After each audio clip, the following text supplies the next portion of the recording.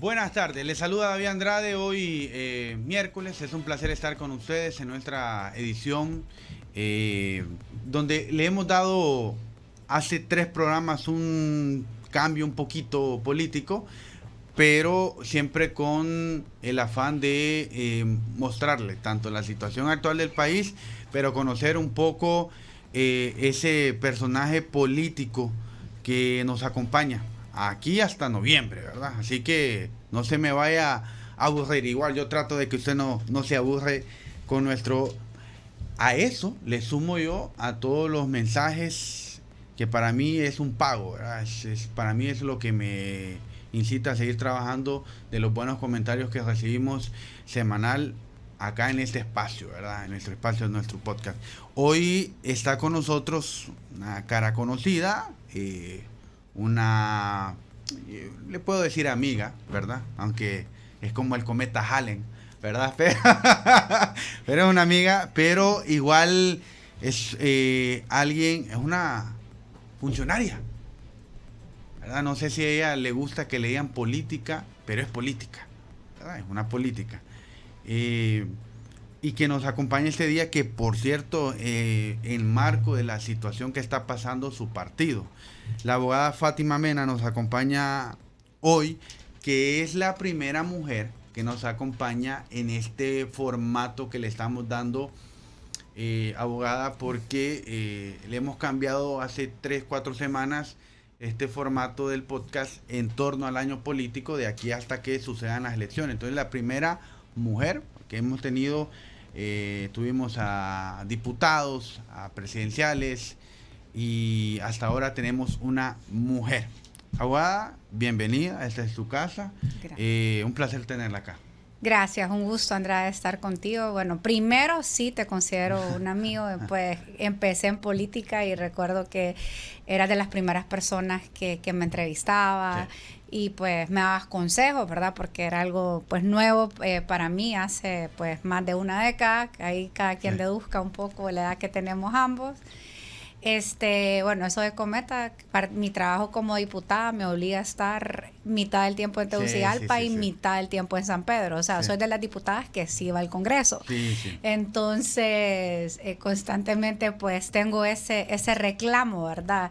Tanto en la capital, porque no paso los fines de semana allá, ni los viernes, como aquí en San Pedro, ¿verdad? Porque pues es parte de mantener ese equilibrio y ese balance. Y luego sí soy política y no me da vergüenza, porque lo primero que creo que hay que diferenciar es que la política es la búsqueda del bien común. Y desafortunadamente el desencanto que los y las hondureñas tienen en la política hondureña es porque los políticos no son políticos, son politiqueros, que es la búsqueda o instrumentalización del poder para satisfacer intereses de grupo o particulares.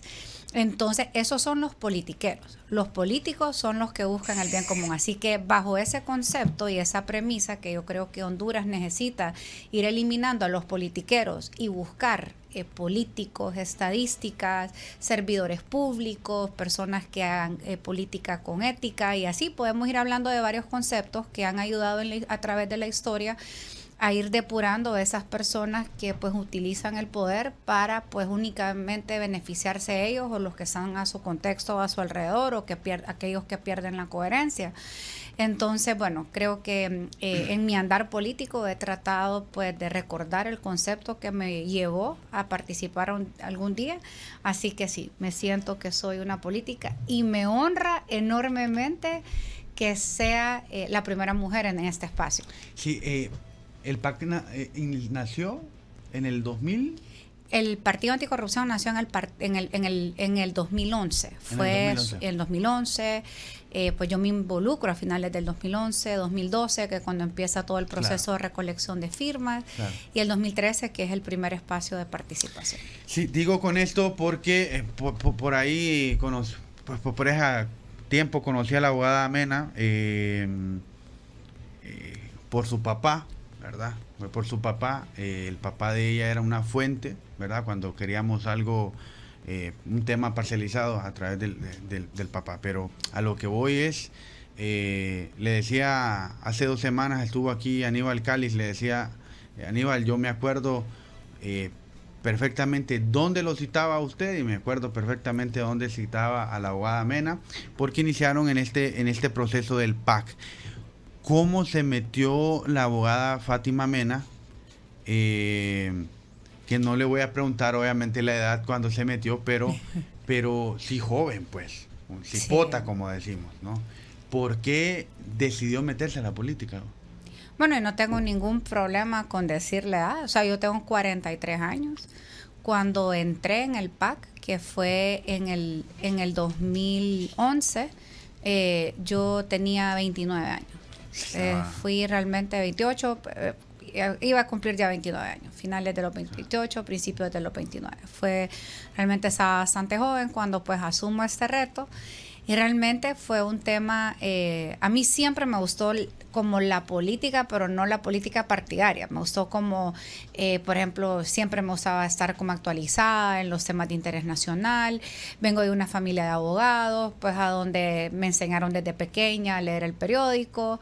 Mi papá influenciaba para que lo leyera de atrás para adelante, porque así yo era futbolero, pero por ejemplo, el mantenernos informados, el entender que salir a votar en cada proceso electoral, pues era una fiesta cívica en mi casa, ¿verdad? Porque debatir alrededor de quién tenía las mejores propuestas, o sea, crecí en un hogar a donde tanto mis padres, mis abuelos, mis tíos y mis tías, pues era constantemente un proceso de discusión alrededor de la importancia de participar, no tanto como candidatos o candidatas a cargo de elección popular, sino que la importancia de buscar y elegir a las mejores personas.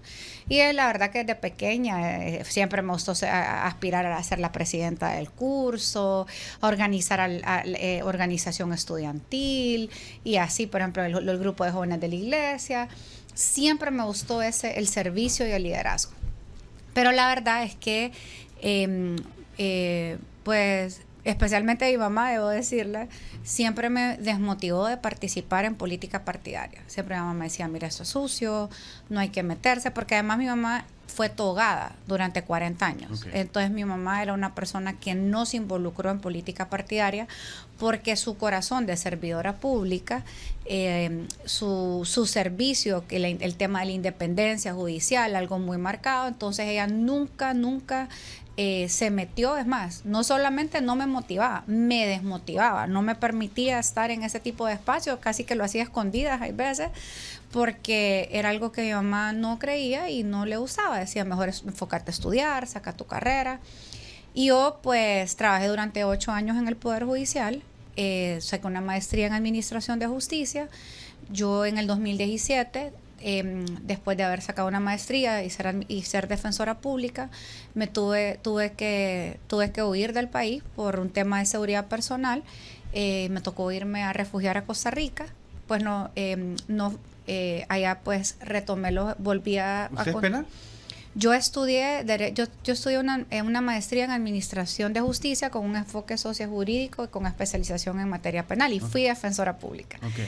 Te puedo decir que de los trabajos que más han sido enriquecedores fue haber trabajado en el Poder Judicial, pero particularmente la defensa pública. La defensa pública fue un espacio a donde me humanicé. Yo no sé si tú recuerdas esta obra famosa de Víctor Hugo, que Los Miserables, por ejemplo. Esta obra pues habla justamente de un poco de cómo era el sistema de justicia increíble, que han pasado pues siglos, ¿verdad? Y todavía lo que esta obra literaria retrataba sobre la criminalización de la pobreza, de la injusticia, el tráfico de influencias, pues yo lo viví. De primera mano en el Poder Judicial. Literalmente me tocó llevar el caso del que se robó la gallina para darle de comer a la familia, por ejemplo. Recuerdo unos jóvenes que se habían robado una hielera vieja en un patio y simple y sencillamente por ser jóvenes y ser pobres, pues los querían meter presos. O sea, como que en otro barrio hubiera sido como una travesura, pero por la condición de estos muchachos. Entonces, para mí... fue realmente de las experiencias más enriquecedoras. Pero no sabía que fue amenazada. tuve una tentativa de secuestro precisamente porque mi mamá, que era una juez como se dice popularmente bien yuca, o sea, mi mamá una mujer íntegra, sabía que no le iban a llegar queriéndola sobornar o queriéndola comprar, entonces le dijeron, bueno, aquí la única manera es haciendo otro tipo de presión. Gracias a Dios, pues el secuestro no se materializó, pero eso sí me obligó a salir del país. Por suerte, pues yo ya tenía personas conocidas, había conocido muy bien cómo era el sistema académico en Costa Rica, entonces tenía una red de soporte ahí, ¿verdad? Entonces logré ir a Costa Rica por mientras lograba ver qué hacía. Tenía una oportunidad de ir a estudiar una maestría o en Houston y la otra que tenía era ahí mismo en Costa Rica. Y bueno, decidí quedarme en Costa Rica, que era un lugar más conocido, entonces ahí empiezo a estudiar nuevamente y empiezo a trabajar a través de un sistema de pasantías en el Sistema Interamericano de Derechos Humanos. Y bueno, básicamente estoy ahí el 2008, el 2009, ¿verdad? Cuando de repente en el 2009... recuerdo muy bien que en el marco del 28 de junio, pues yo voy a traer una prima al aeropuerto allá, al aeropuerto de Santa María en Alajuela, en Costa Rica, en el marco de que el expresidente Zelaya llega, ¿verdad? Y bueno, fue realmente vivir desde afuera el marco de la crisis del 2009, del golpe de Estado. Pues yo era una persona que trabajaba en el sistema interamericano, pero sin ningún tipo de padrino, ¿verdad? Entonces, en ese año decido, a finales del 2009, después decido regresar a Honduras. Había sido funcionaria pública durante 8 años y en Costa Rica, pues lo que hacía era pasantías en pues la mayor parte de la ICE en CEGIL, que es el Centro por la Justicia y el Derecho Internacional, que hacíamos litigio estratégico ante la Corte Interamericana. Entonces era como el Sistema Interamericano de Derechos Humanos, el sistema de protección, y entonces de repente regreso a Honduras en el 2009 y empiezo a querer pues trabajar con mi papá en el área privada. Y cuando miro realmente lo terrible, Leo, si hay alguien que uno debe realmente admirar, es a los abogados litigantes privados en Honduras. Porque es terrible estudiar y ver que lo corrupto que desafortunadamente es el sistema. Entonces, bueno, yo a finales ya del 2010, pues me casé, ¿verdad? Y en el 2011, pues ya pues estoy con mi esposo, mi hijo. Y era horrible ver lo corrupto que era el sistema. Yo me sentía frustrada. Después de tener a mi hijo, pues a mí me dio una pequeña depresión postparto, que es algo, para los que no saben, es algo muy habitual que nos da la mayoría de las mujeres de diferentes escalas, ¿verdad? Y entonces, pero yo me sentía terriblemente culpable de haber traído a un niño a un país a donde había tanta corrupción. O sea, decía, ¿cómo voy a salir adelante si yo veo que aquí quiero litigar y todo es corrupción? Y es súper desencantada. Y es ahí a donde, pues en el marco de ese proceso de depresión, digo yo no soy víctima. O sea, yo siempre he sido protagonista, como mi mamá dice, no hay que preocuparse, hay que ocuparse. Y entonces digo, esa no soy yo, quiero hacer algo. Y entonces me recuerdo muy bien que secándome las lágrimas, digo, no voy a hacer algo. Y me llamaba realmente la atención este partido anticorrupción, porque como joven profesional, joven madre... No la llamaron a usted, fue usted que... Yo fui la que escribí, me encanta esta idea. Me encanta esta idea porque además, honestamente, a mí ese odio que se sembró entre la resistencia y los golpistas, o sea, la familia dividida... Yo fui testigo a donde, bueno, yo trabajaba en CEGIL. Sí. Yo siempre les digo, miren, en vez de leer ese libro de Mel Zelaya, que me parece que tiene un sesgo completamente, si nosotros queremos que los hechos del 2009 no se vuelvan a repetir, lo que hay que leer es el informe de la Comisión de la Verdad. Y yo trabajé con CEGIL, que era uno de los actores que estaban, trabajando para pues que se trabajara un informe para que los hechos no se repitieran. Entonces yo estuve muy de cerca y entiendo que la crisis del 2009 se debe precisamente a errores que cometió tanto Mel Zelaya y en su gobierno, como también otros actores parte de la institucionalidad, y por eso el informe de la Arte de la Reconciliación. Entonces cuando yo decido participar políticamente yo no me encontraba ni en el Partido Nacional ni en el Partido Liberal, y tampoco me encontraba en Libre. Entonces yo creo que fui como muchos hondureños y hondureñas, que nosotros ya estábamos como cansados de ese discurso de odio, que queríamos como alternativas, soluciones, que nos encontrábamos un poco en el centro de esta discusión, y es ahí donde empiezo con el Partido Anticorrupción. Pero me sorprende porque 29 años, me dice. 29 años. 29 años, una cipota, económicamente estable, diría yo. Sí. Económicamente estable, preparada.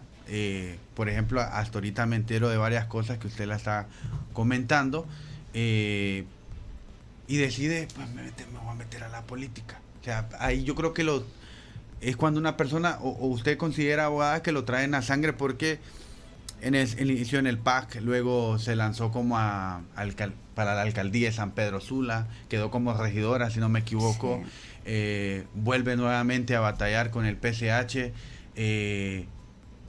¿Honestamente lo hace por cambiar las cosas o económicamente? Bueno, la verdad es que económicamente, o sea, es una apuesta cada 4 años, ¿verdad? Es como los que participamos en política, en cargos de elección popular, es como que cada 4 años nosotros vamos a una entrevista con 4 millones de personas, que es lo que hay en un censo aproximadamente. Yo en realidad lo hago por vocación. A mí me apasiona el servicio público, que sí, creo que después de haber sido servidora pública y haber sido litigante, definitivamente a mí me encanta el servicio público. Y bueno, me encanta el activismo anticorrupción, la defensa de la democracia. Creo que hay algo que uno no puede explicar, y es lo que es la vocación que uno tiene. Y yo creo que yo soy por vocación una servidora pública, una defensora de la democracia y una guerrilla activista anticorrupción. ¿Cómo es el proceso de una mujer en la política? O sea, ¿es fácil o también hay acoso? Es complejo, sumamente complejo, es difícil, ¿verdad? Creo que más, ya vamos a hablar del tema del acoso, porque creo que es un tema súper importante que cada vez va más en incremento. Pero creo que lo más difícil de entrar en política es que no te creen que sos capaz. O sea, si ven a un hombre con corbata y lo ven con un micrófono, es un hombre que, claro, puede estar puede ser un diputado, pero una mujer, solo por el hecho a veces de ser mujer, o sea, hay una duda, es como, ¿será capaz? ¿Podrá? Vamos a ver qué dice, vamos a ver qué propone. Si uno comete un error para emplear mal una palabra, no es lo mismo que un hombre emplee mal una palabra que una mujer emplee mal una palabra. Hay un concepto que yo creo que hay que tener consciente, que en la cultura machista nos enseñan sutilmente a menospreciar a las mujeres, porque como que las mujeres no son hechas o no tuviésemos la capacidad para estar en posiciones a donde nos enseñaron que eran posiciones de hombres. Y el ejercicio del poder público es un espacio que ha sido preconcebido por los hombres, solo para los hombres.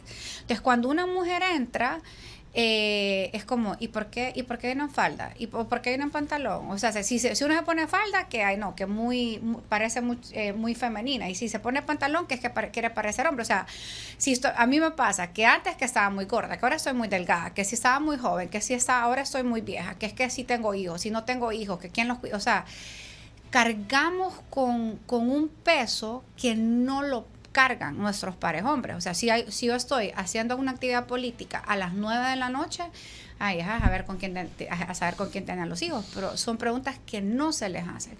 Entonces, sí es difícil porque vivimos en una sociedad que es marcadamente machista, que hay que saber diferenciar.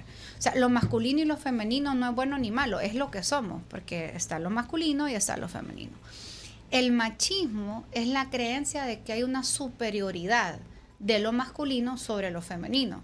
Y eso se traduce a toda una cultura y todas las prácticas. A mí me ha pasado que de repente estamos en una reunión y tal vez el líder dice, compañera, ¿será que nos pueden traer un cafecito? O sea, ¿En serio? No, sí, me pasa. O sea, haga el cafecito. Entonces, como, ay, sí, compañera, un cafecito y una galletita rica, así rico como usted le queda el café. O sea, es como, y tal vez estamos en medio de una discusión y querés que te diga una cosa.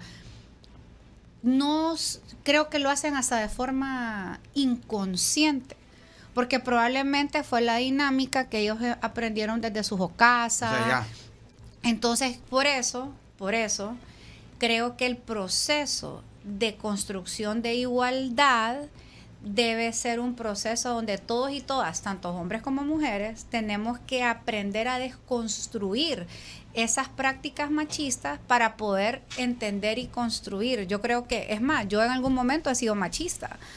O sea, porque el machismo no se ejerce únicamente desde los hombres, sino que también las mujeres, hay veces incluso reproducimos, pero creo que hay que tener como la humildad de entender que podemos como quitar esos malos hábitos, como aprender a dejar de tomar Coca-Cola, o sea, el ser humano tiene la capacidad de poder desconstruir. Yo creo que ese es el camino para tener una sociedad más igualitaria. Y bueno, creo que en el marco del machismo, una de las manifestaciones de violencia que a mí más me preocupan, y ya la verdad a estas alturas no tanto por tu servidora, porque, o sea, el que quiera pasar, créeme que le va a ir mal, ¿verdad? Okay.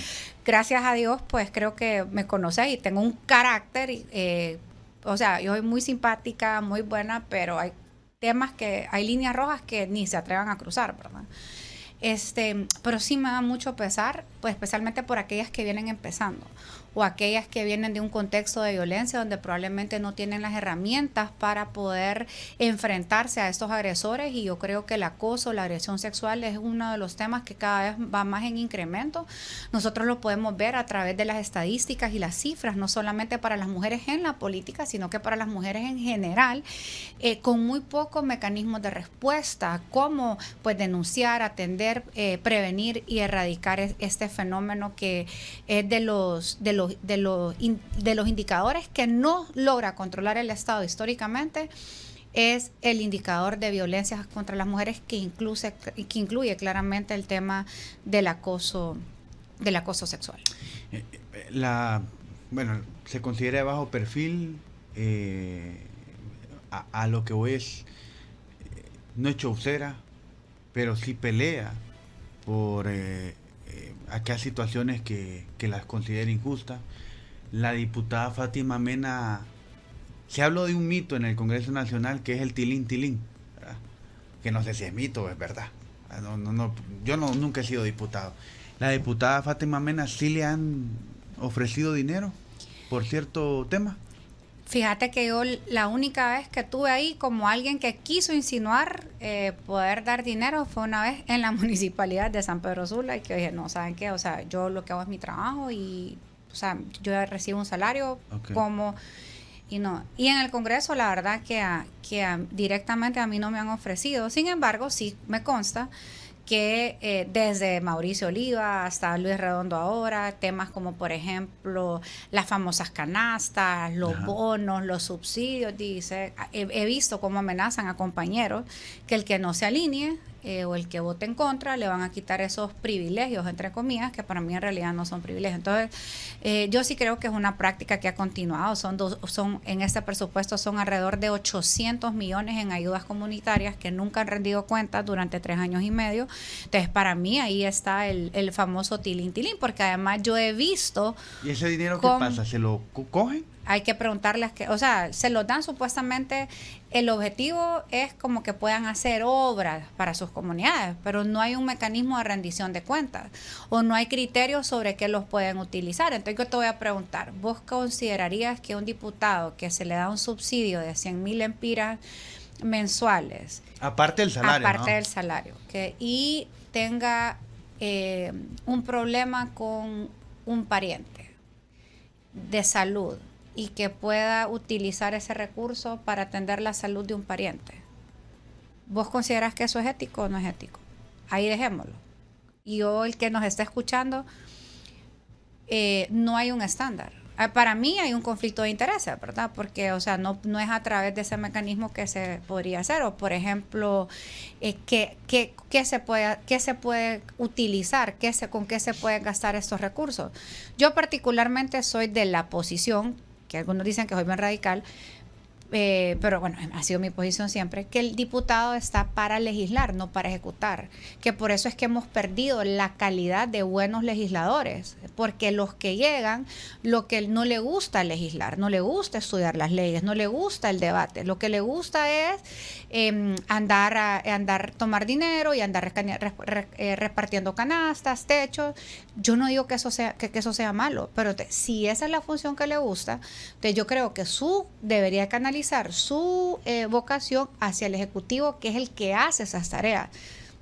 Pero hemos perdido la calidad de debate en el Congreso Nacional porque cada vez tenemos menos personas con capacidad de debate, y las personas que llegan precisamente por el clientelismo político que les sostiene a través de estos fondos, estos recursos, y pues son las personas que llegan. Entonces yo creo que también desde la ciudadanía, yo digo, bueno, cuando usted que me está escuchando y me está viendo tiene a su hijo enfermo, ¿a dónde lo va a llevar?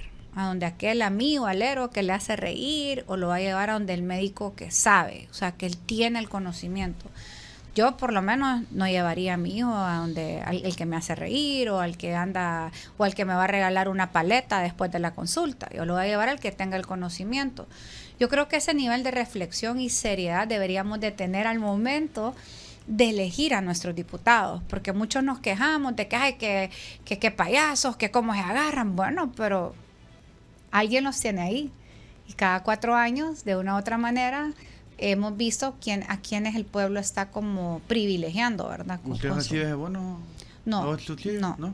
Yo lo mismo, es un tema de convicción personal. Yo creo que soy legisladora. Pero usted lo rechaza, o sea, renuncia a él, el que lo quiere, ¿será que cómo es el proceso? Desconozco, porque no, o sea, no, como yo nunca lo he tomado, se supone que está para todos, pero me consta que no. O sea, me consta que el presidente del Congreso y lo de la Junta Directiva, los de antes y lo de ahora, porque es exactamente la misma práctica. Básicamente pasan chantajeando a quienes lo usan, y les dice, bueno, si vos querés que te caiga mensual ahí, tenés que alinearte con nosotros. Y esa es la realidad. Ok, vamos a hacer una pausa. Hay una situación que está pasando el PCH, donde los han dejado prácticamente fuera del próximo proceso electoral. ¿Por qué? Pues la abogada nos va a explicar después de la pausa. Ya volvemos.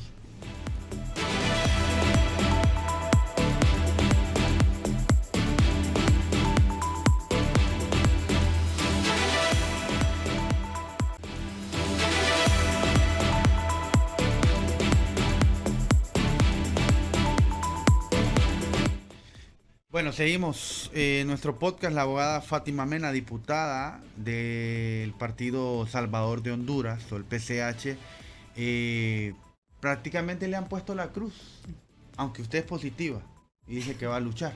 Sí. ¿Qué ha pasado, abogada?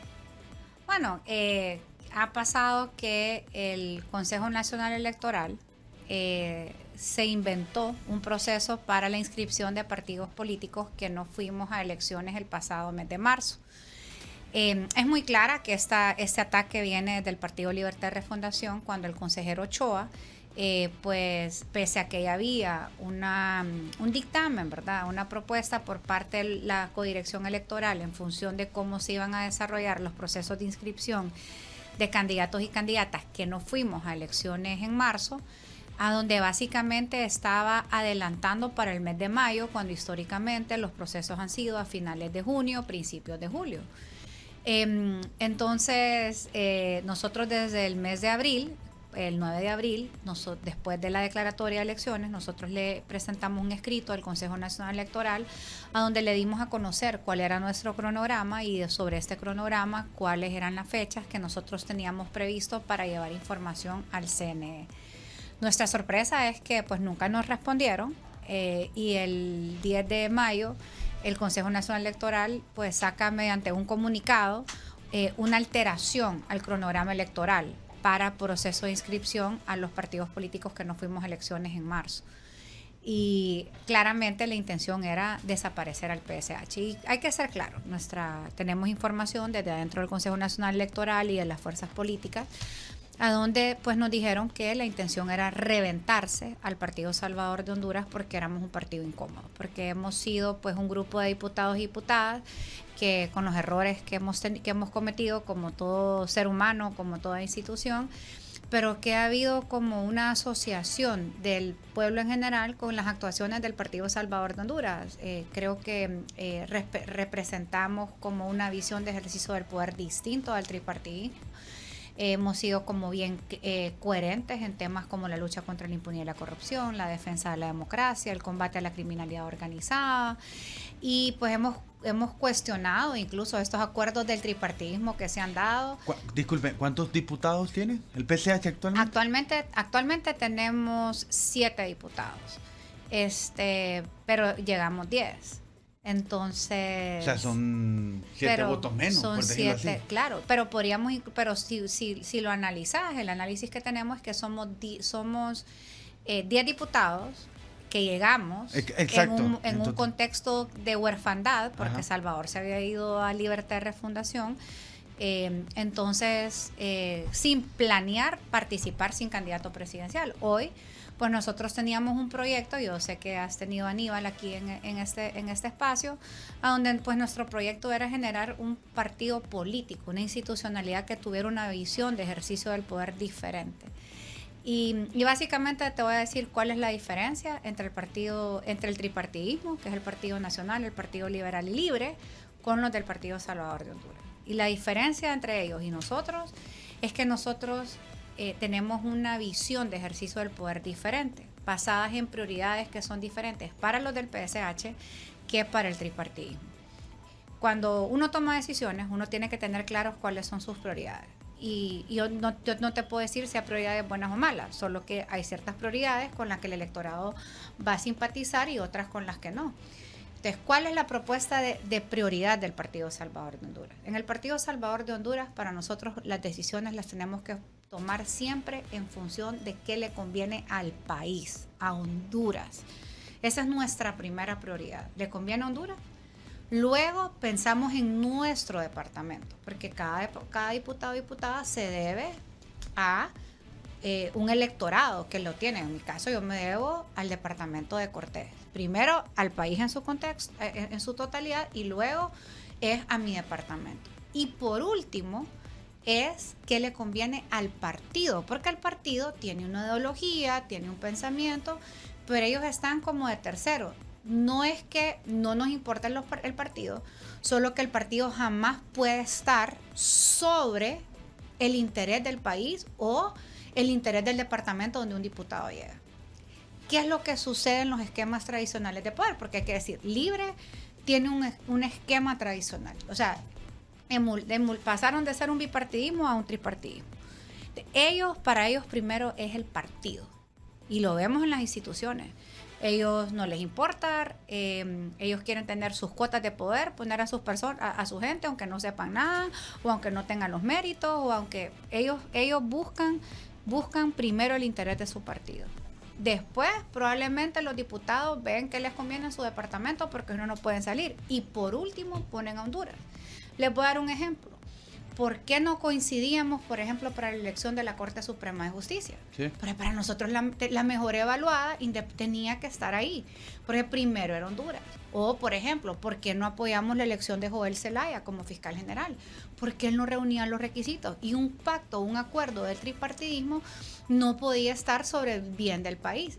Y no quiero decir, como dice mi mamá, te lo dije, pero se lo dije. O sea, hoy se están quejando del fiscal que los persigue, al CNE, a todos, pero es por esa lógica de negociación que nos hace daño. Personas como PSH, que tenemos una visión de ejercicio del poder diferente, que entonces somos voces incómodas dentro del Congreso Nacional. Y por eso nos quieren eliminar.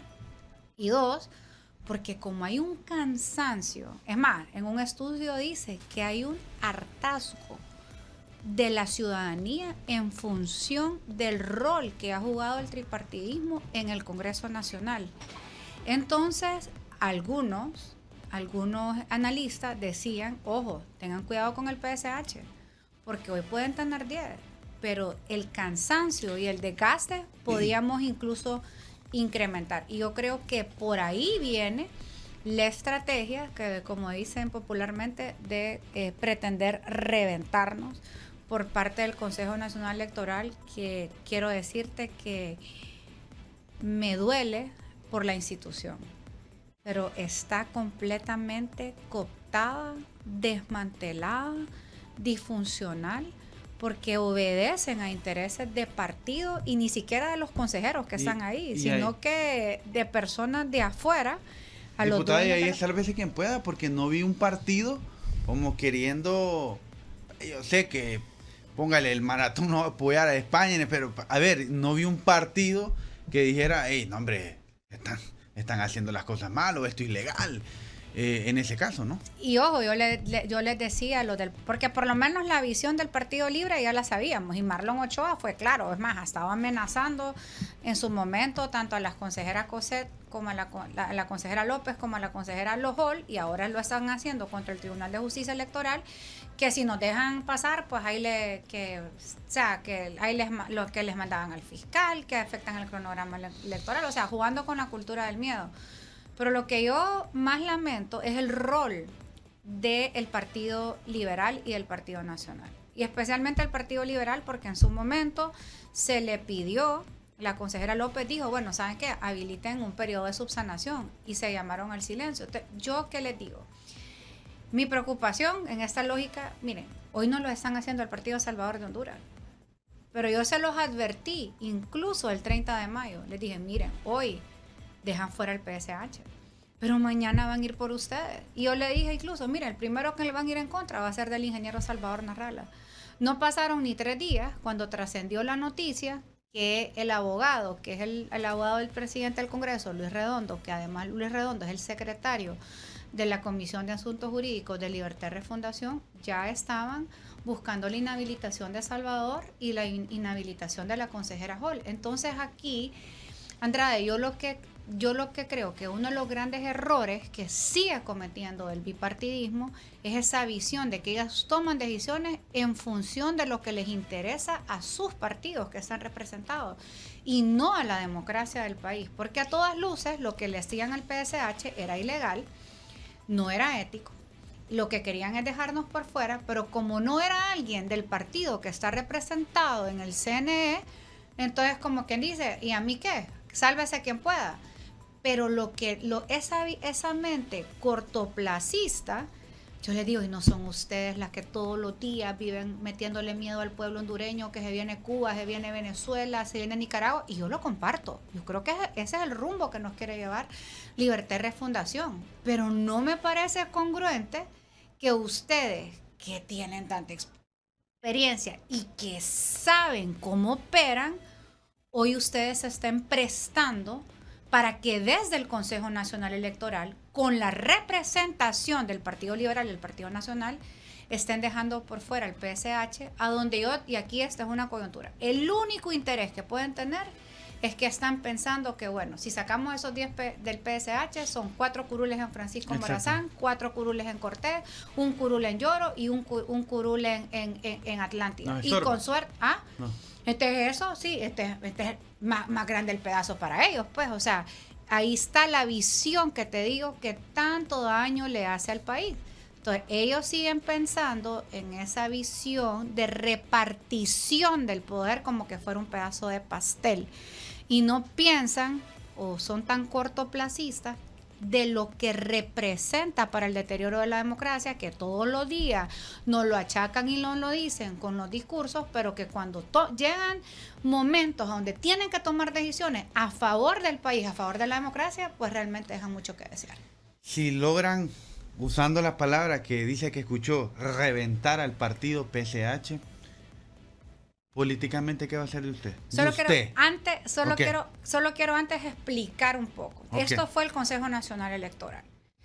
Mi esperanza está puesta en el Tribunal de Justicia Electoral. ¿Y por qué creo yo más? Pero no estará amañado también. Bueno, vamos a ver, pero hay que dar un voto de confianza. Yo creo que los seres humanos tenemos que yo aprendí algo. En la vida, si hay algo que detesto es la paranoia. Eso de que ay, me quieren fregar, yo sé que, y en este mundo, pues realmente es un mundo a donde uno camina en medio de un pantano, pero bueno, yo digo que soy como un flamingo, ¿verdad? Así que no voy a dejar que voy a caminar ahí en medio sin ensuciar mi plumaje, ¿verdad?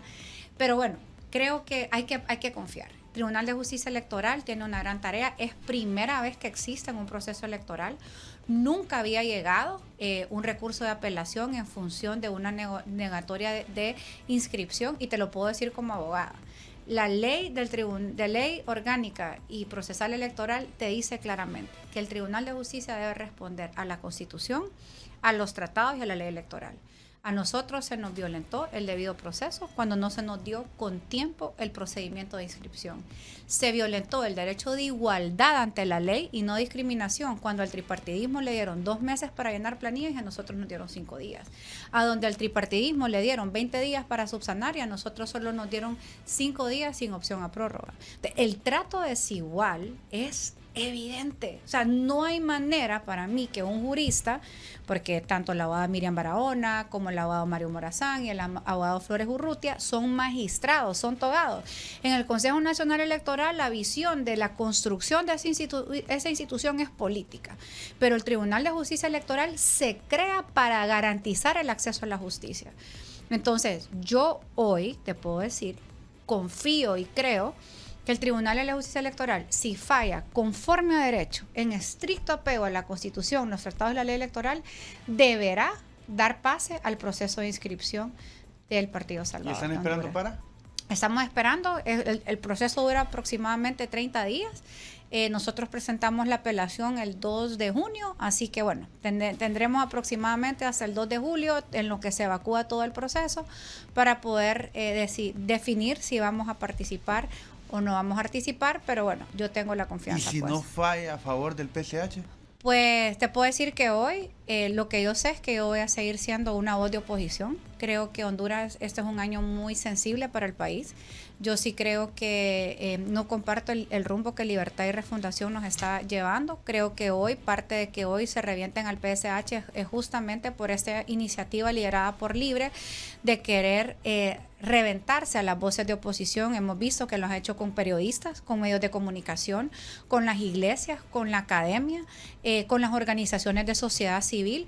Entonces, hoy nos tocó como PSH pues recibir, ¿verdad? Esas pedradas, pero yo estoy convencida, yo por lo menos este año 2025 seguiré constituida como una voz de oposición, tratando de que pues participemos activamente en política y que busquemos que a través de un proceso electoral exigiendo pues reglas claras, salgamos a votar y que busquemos la renovación y que tengamos un verdadero gobierno de reconciliación nacional, porque desafortunadamente este gobierno ha sido un gobierno como de mucho odio, de revanchismo, y Honduras sí necesita, pues como dice, que todos con humildad reconozcamos que se han cometido errores, no solo en este gobierno, sino que desde hace más de una década, y que se necesita un gobierno que siente las bases de la reconstrucción del Estado de Derecho. Y ahí pues, más allá de dónde pueda participar, particularmente creo que si no es con el PSH. Y a eso iba, porque yo hace un año creo que la tuve aquí, y es cuando se empezaba a hablar de que Salvador Najala posiblemente iría al Partido Liberal. Y yo le preguntaba a la abogada Mena aquí, ¿usted sí iría, verdad? Porque de una u otra forma creo que creyó en el proyecto del PAC, con la ideología del ingeniero Salvador Najala. Está en el PCH con ideología, me imagino, abogada, del ingeniero Salvador Najala. Le dije, cuando se escuchaba que Salvador Najala podría irse al Partido Liberal, ¿lo va a seguir? Usted me dijo, no.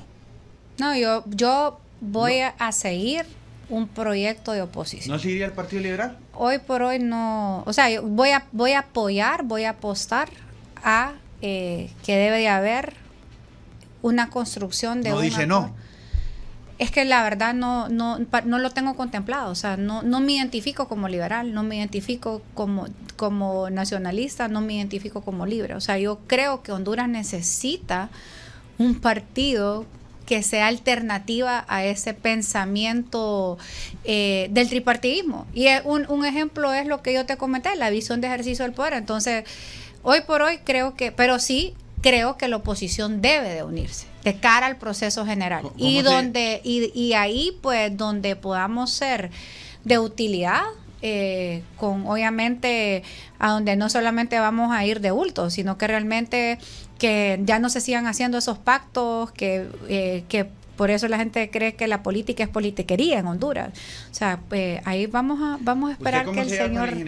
No, yo tengo una muy buena relación con él. ¿Sí? Es más, como dice mi mamá, es de bien nacido ser agradecidos, y pues yo empecé como fundador del PAC con el ingeniero Salvador Narrala. Hemos ido pues en cada proceso de una u otra manera siempre en coordinación, pues no pensando idéntico, pero obviamente creo que hay temas que siempre nos han unido, y así que pues tengo... Sí, claro, tenemos una relación muy sana, de mucho respeto. Yo creo que el ingeniero es una muy buena persona, es un tipo muy honesto. Creo que su deseo realmente de querer ser una alternativa es genuina, ¿verdad? Entonces, por supuesto que vamos a seguir dialogando. Mena, así como él, no sé cómo lo llama, Mena, Fátima. No, Fátima siempre me ha dicho Fátima. ¿Benítez? No, él entiende el proyecto del Partido Salvador de Honduras. Y yo creo que es un proyecto donde aglutinamos mucho pensamiento independiente que no compartimos con el tripartidismo. Yo creo que hoy, si la resolución del TJE, que espero que no, sea negativa, es precisamente por una intención de querer eliminar esa voz. Nosotros queremos luchar y vamos a ir a las instancias que sean necesarias para recuperar los sellos del partido, pero entendiendo que en este 2025 la oposición necesita tener acuerdos en común. Y ojo, ¿verdad? Con alianza llegaron, con alianza va a haber que quitarlos. Y cuando hablo de alianza, pues estoy hablando coaliciones, acuerdos de la oposición para poder defender la democracia. Y alrededor de esa conversación, pues por supuesto que yo siempre vamos a estar en toda la disposición de poder conversar. Y hablando de relaciones, en una escuela o colegio, incluso aquí con mis compañeros de trabajo, está Denis, que es el productor del programa, nos llevamos. Ustedes nacieron con Luis Redondo, pues. Son diputados de Cortés. ¿Les sorprendió ese cambio que dio él, radical? ¿Cómo es su relación con él actualmente? ¿Se hablan, les reclama? No sé si se llevaban como amigos cuando estaban en el PAC o el PCH, ¿verdad?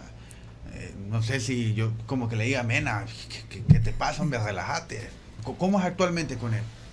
Bueno, que definitivamente que creo que son de esos tragos amargos que uno tiene en la política. Realmente desconozco a la persona que ahora está liderando el Congreso Nacional. No fue la persona que yo conocí cuando empezamos con el PAC.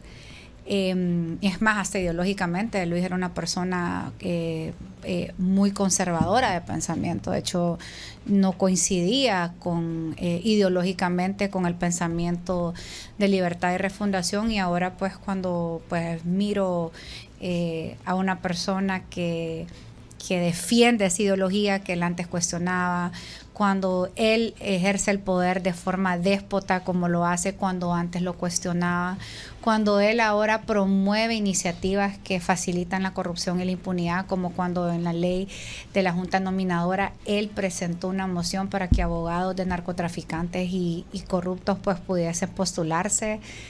Realmente no fue la persona que yo conocí. Y entonces aquí yo creo que es un baño de humildad, Andrade. Yo creo que en la política desafortunadamente caras vemos, corazones no sabemos. Creo que muchos hemos escuchado, ¿verdad?, cómo el poder corrompe y el poder absoluto corrompe aún más. Entonces yo sí creo que es importante que en este proceso de elección, pues nosotros realmente la ciudadanía esté más vigilante, más demandante, que nosotros evitemos pues realmente, pues si una persona no tiene rasgos de personalidad democrática, tener pues mucho cuidado. Y algo que yo siempre digo, o sea, creo que se cometieron muchos errores. Yo creo que uno de los principales errores que yo reconozco, incluso a título personal, fue el nefasto inicio de este Congreso. Un Congreso que arranca con violencia, que arranca como que fuera esto como que estuviéramos dando un pulso. Eso no es la democracia. La democracia es reglas claras, igualdad ante todos, tener principio de legalidad y la capacidad de dialogar. Yo creo que de este Congreso nos llevamos muchas lecciones para que un nuevo Congreso realmente siente las bases de un renuevo de la clase política y que pues los acuerdos y consensos giren alrededor de un trato más digno e igualitario entre todos y todas, y una agenda que realmente responda a los intereses del pueblo hondureño. Ya se ha dicho, y ¿verdad? El tiempo es corto, pero necesitaba preguntarle, porque usted ha dicho que le gusta la política, sí, ¿verdad? Es la amante de la política. ¿Fátima Mena quiere ser presidenta algún día de la República? Cuando estaba pequeña, sí. Cuando estaba en el colegio decía que quería ser presidenta. A mis 43 años te puedo decir que como no, en una carrera, ¿verdad?, política, pues obviamente podría ser un escalón al que pudiéramos llegar. Solo te puedo decir que no quiero estar en ningún lugar a donde Dios no me respalde. Quiero servir siento que mi vocación de servicio es marcado y más allá de un proyecto personal, me encanta poder construir un proyecto común, colectivo, entre el pensamiento de todos y de todas, y por eso es que yo me resisto a darme por vencida con el Partido Salvador de Honduras, porque estoy convencida de que el país necesita un partido político que sea una alternativa, donde la defensa de la democracia, la urgencia de poder atender temas que pues muchos no les gusta hablar, pero que son temas importantes. Hoy el principal problema de los hondureños y hondureñas es un tema económico. Yo soy de la costa norte, donde pues nosotros constantemente la generación de un empleo y la importancia de generar empleo, cómo hacemos a la zona más competitiva, cómo nosotros podemos promover inversiones. O sea, esa es una discusión que se tiene constantemente en la zona norte que no se tiene en el centro. Entonces, creo que hace falta un poco la visión del sanpedrano en la política nacional, o el pensamiento de la zona norte, porque en realidad la zona norte es como la zona pues altamente productiva, y yo siento que nuestras voces han sido disminuidas. Entonces, no te puedo decir que hoy trabajo mi carrera política para ser presidenta de Honduras, pero sí trabajo mi carrera política para poder ser parte de un equipo que logremos la transformación que el país tanto necesita, que gire alrededor del fortalecimiento de la democracia hondureña, que gire alrededor del combate a la corrupción, que no sea el sistema operativo de Honduras como nos han catalogado,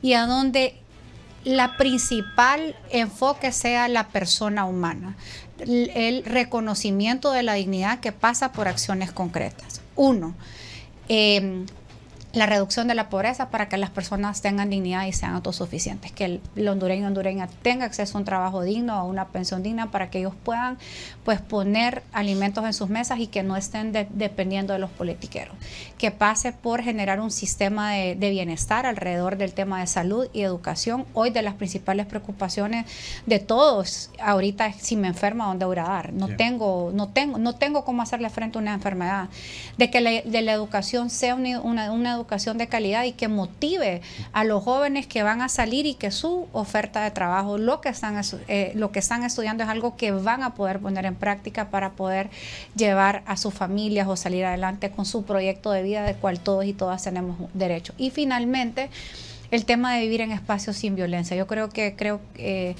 qué rico cuando los sanpedranos vamos a algún pueblo, ¿verdad? Y nos sentimos que podemos parquear el carro donde sea. Por ejemplo, a mí me encanta ir a Santa Rosa de Copán, o por ejemplo cuando estoy en el centro de Ciguatepeque, o en un lugar donde uno siente que no tiene que andar escondiéndose el teléfono. Entonces yo creo que se ha normalizado tanto la violencia en nuestro país que creo que es un tema que no podemos olvidar. recuperar la paz, pasa también por una agenda clara en recuperar la paz en las calles y una agenda de seguridad, pues realmente que nos ayude a vivir en espacios libres de violencia en el país. Abogada, le agradezco por su visita. Gracias, Andrade, te agradezco. Éxito en sus proyectos y pues sabe que Campus es su casa y ya sea para cuestionarla, que hasta el momento la diputada no nos ha dado muchos motivos para cuestionarla. La broma, no nos ha dado motivos, la verdad, para cuestionarla, pero espero que siga esa línea anticorrupción, esa línea de, pues, decir las cosas o pelear por las cosas que no están bien. Yo le agradezco mucho. No, yo muy agradecida. Y espero verla pronto también, ya sea del PCH o va y no nos lleve una sorpresa de otro partido. Uno propone y Dios dispone. Soy una mujer de fe, así que yo estoy segura de que este año será, este es el año, este es el año jubilar, sí. Se llama Peregrinos de la Esperanza. Entonces, y mira la combinación para lo que yo estoy pasando. ¿Que has ido a un peregrinaje alguna vez? Sí, bueno, sí. El peregrinaje no es fácil, Sí, se escucha bonito al principio, en los primeros kilómetros uno vaya pero ya después uno quiere botar la toalla, se cansa, se frustra, pero bueno, con la mirada puesta en Dios y en el cielo, yo sé que al final que sea lo que Dios quiera, así que aquí estamos firmes, confiando que este año, que es un año jubilar, al final del año el Señor nos va a tener una grata sorpresa. La abogada Fátima Mena ha estado con nosotros, diputada del PCH en esta edición. Gracias por su fina atención. Nos vemos el próximo miércoles.